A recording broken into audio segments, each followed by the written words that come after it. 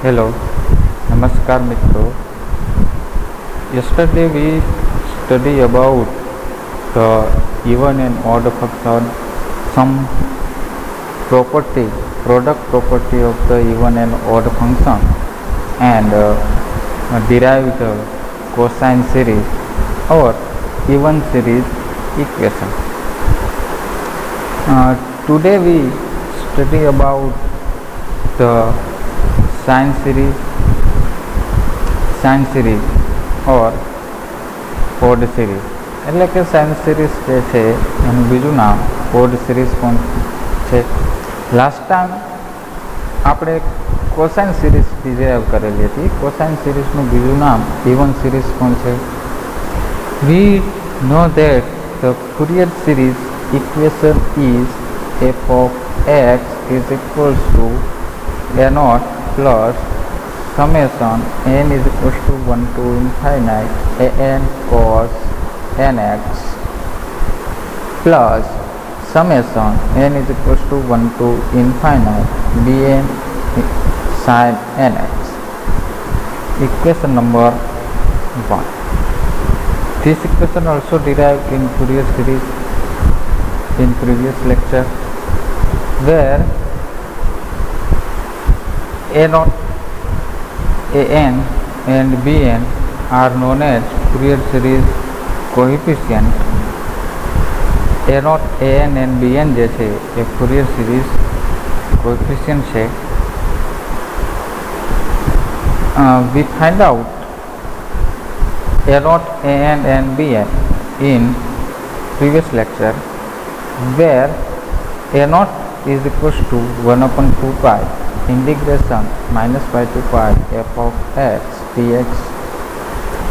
an is equals to 1 upon pi integration minus pi to pi f of x into cos nx dx, and bn is equals to 1 upon pi integration minus pi to pi f of x sin nx dx.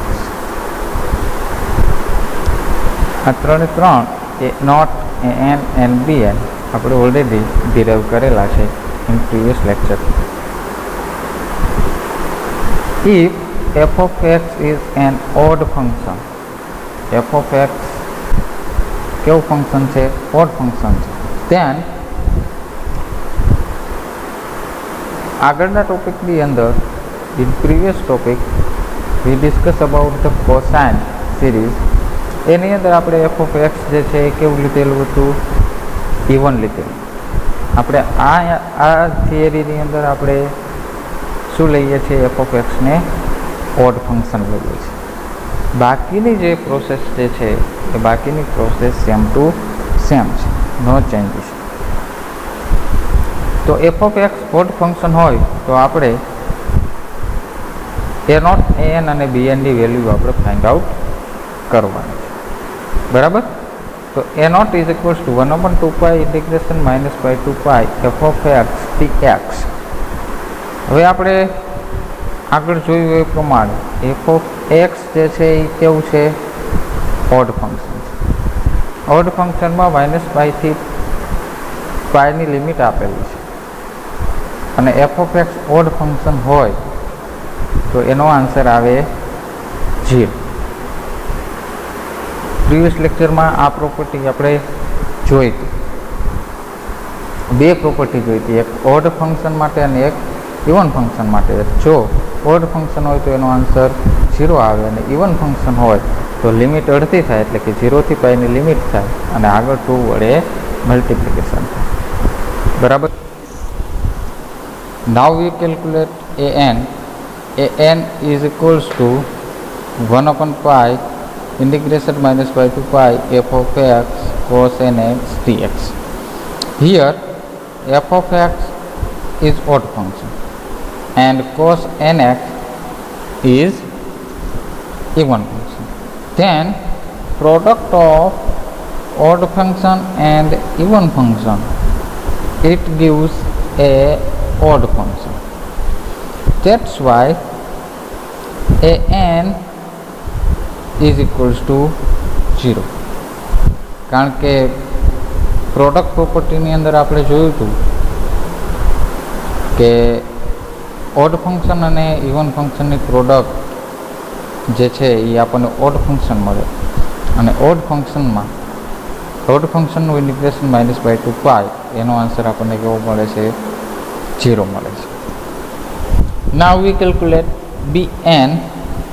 Bn is equals to 1/π integration -/2 f of x sin nx dx.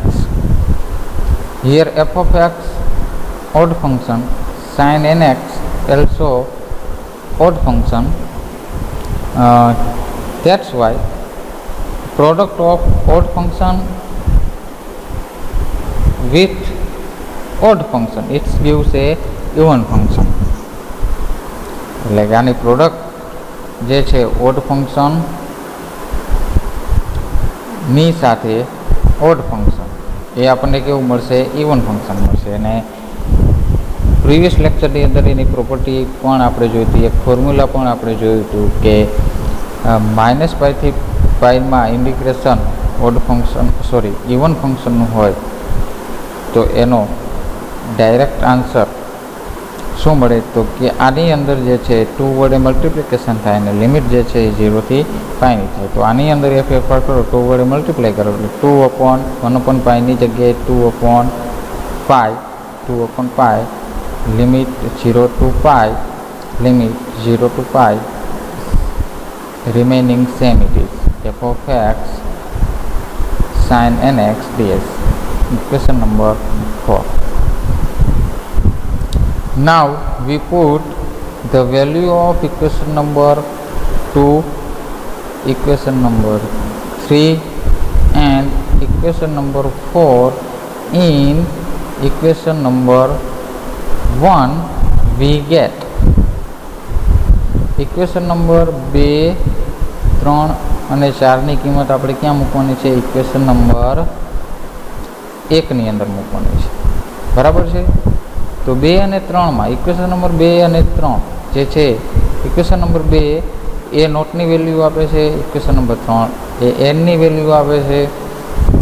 એ બંને value કેવી છે? 0 છે. તો equation number 1 ની અંદર એ not અને એ not અને A N બંનેની વેલ્યુ કેવી છે? 0 છે. એટલે ફર્સ્ટ ટર્મ અને સેકન્ડ ટર્મ કેવી થઈ જશે?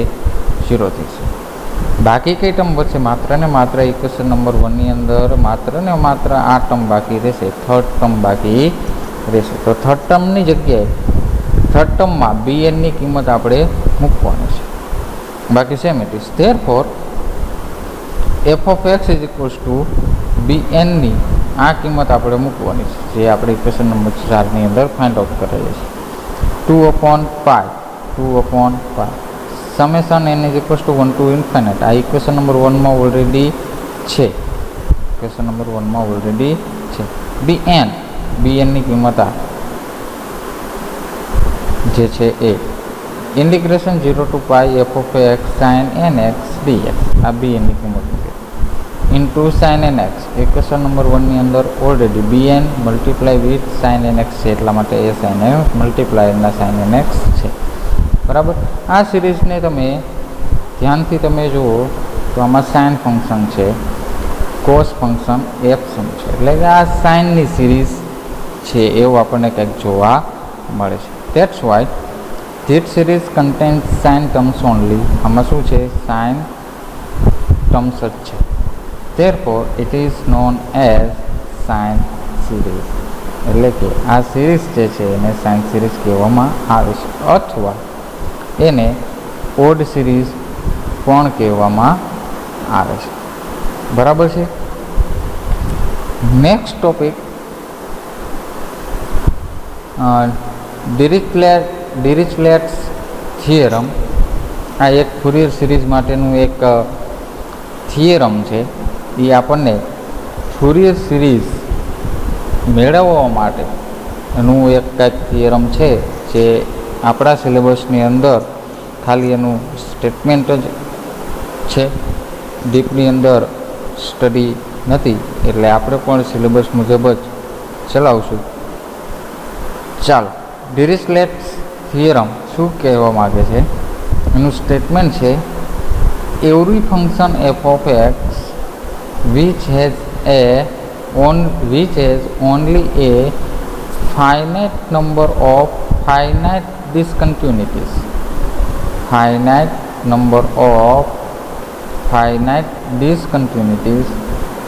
and only a finite number of extremum value maxima and minima may be expanded in a Fourier series. Above theorem is known as DIRICHLET'S theorem. આગળનું ઉપરનું જે સ્ટેટમેન્ટ જે છે એ સ્ટેટમેન્ટને કેવું ડિરિચલેટ્સ થિયરમનું સ્ટેટમેન્ટ કહેવામાં આવે છે. શું કહેવા માગે છે? Every function F of x, every function F of x એટલે કે કોઈ પણ ફંક્શન ફુરિયર સિરીઝ મેળવવા માટે, ટૂંકમાં એક ફુરિયર સિરીઝ મેળવવા માટેની એક કન્ડિશન છે કે શું વસ્તુ સેટિસ્ફાઈડ થવી જોઈએ ફુરિયર સિરીઝ માટે, તો કે which has only a finite number of finite discontinuities. Finite number of finite discontinuities એટલે ડિસકન્ટિન્યુટી જે છે એ કેવી હોવી જોઈએ? ફાઇનાઇટ હોવી જોઈએ, ઇનફાઇનાઇટ હોવી જોઈએ નહીં. ડિસકન્ટિન્યુટી મીન્સ 1 2 3 4 4 પછી ડાયરેક્ટ 8, તો એ વચ્ચે શું આવશે? ડિસકન્ટિન્યુટી. એ જે ડિસકન્ટિન્યુટી જે છે એ કેવી હોવી જોઈએ? Finite. And only finite number of extremum value. Finite number of extremum value. Extremum means કાં તો એ મિનિમમ વેલ્યુ હોય અથવા એ મેક્સિમમ વેલ્યુ હોય. કોઈ પણ એક્સની વેલ્યુ એફ ઓફ એક્સમાં એક્સની વેલ્યુ માટે કાં તો એ મિનિમમ વેલ્યુ હોય અથવા એ મેક્સિમમ વેલ્યુ હોય તો એને શું કહેવામાં આવે છે? એક્સ્ટ્રીમમ કહેવામાં આવે છે. And a finite number of extremum value. Finite number of એક્સની કિંમત અલગ અલગ તમે એફ ઓફ એક્સની અંદર પુટ કરો તો એક્સ્ટ્રીમમ વેલ્યુ કેવી મળવી જોઈએ? ફાઇનાઇટ મળવી જોઈએ. એ પણ ઇનફાઇનાઇટ હોવી જોઈએ નહીં. એટલે કે મિનિમમ પોઈન્ટ અને મેક્સિમમ પોઈન્ટ કેવા હોવા જોઈએ? ફાઇનાઇટ હોવા જોઈએ. તો એ વસ્તુ જે છે એ ફુરિયર સિરીઝ મેળવી શકાય. અને એક આ થર્ડ પોઈન્ટ પણ જે છે, such function are called regular function. એ ફંક્શન જો આ કન્ડિશન સેટિસ્ફાઈડ થાય તો એ ફંક્શન જે છે એ ફંક્શન રેગ્યુલર ફંક્શન હોય. ફોર એક્ઝામ્પલ સાઇન ફંક્શન જે છે એની આપણે ડિસ્કસ કરીએ, બરાબર? તો એ સાઇન ફંક્શનમાં આપણને શું જોવા મળે? તો કે અહીંયા પણ ઓરિજિન પાસે 0 હશે, બરાબર છે. હવે આ એક વેવ આ જગ્યાએ શું થાય છે? પૂરું થાય છે. એટલે કે 2π પાસે આ જગ્યાએ શું હશે? π હશે. અહીંયા કણે 2π હશે, અહીંયા કણે 3π અને અહીંયા કણે 4π હશે, બરાબર છે. હવે એક વેવની વાત આપણે કરીએ તો આ એક વેવ પૂરું થાય પછી એ જ પેટર્ન શું થાય છે? રિપીટ થાય છે, બરાબર? તો એ રેગ્યુલર ફંક્શન. બીજો એક મુદ્દો આપણે લઈએ, આ પોઈન્ટ પાસે એક્સની પર્ટિક્યુલર વેલ્યુ માટે એફ ઓફ એક્સ મેક્સિમમ થશે. ઇન રિવર્સ ડિરેક્શન કોઈ પણ એક એક્સની વેલ્યુ માટે આ જગ્યાએ શું થશે? મિનિમમ થશે. આ જ વસ્તુ આ જગ્યાએ રિપીટ થશે.